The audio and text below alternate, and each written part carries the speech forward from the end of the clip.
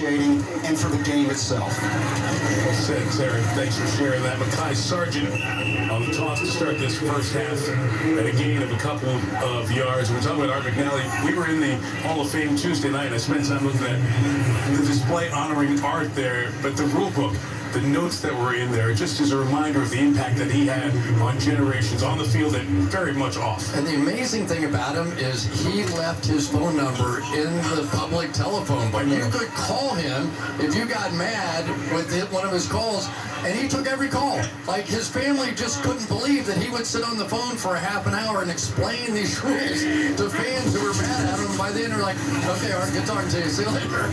Kyle Sloter, the quarterback, he dishes it off, and Mekhi Sargent takes it across the 35 to the 36-yard line. So Sloter, if you've been watching football this spring, you've seen him. He played in the USFL with the New Orleans Breakers. As a matter of fact, he's also in the Hall of Fame. There's a USFL display there in the Hall of Fame, and Kyle Sloter's New Orleans Breakers jersey is in there. He should be, because he played in that semifinal game, and he was a mess. He could barely walk on the field. He said, I'm 28. How many more chances I'm going to get to win a championship? I'm out here, I'm playing.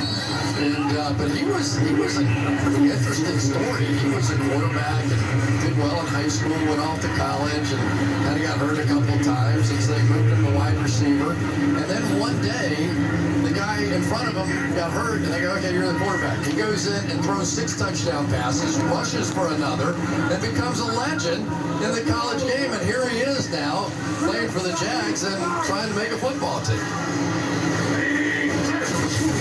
And on 2nd and 9, Sloter with complete to the 42-yard line. That is Garrett Prince, a rookie out of UAB. With the reception.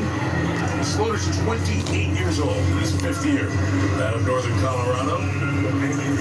You get a lot of these guys who've been with multiple teams. It's the 6th team he's been on in the NFL. He's never thrown a pass in a regular season game. Looks cool.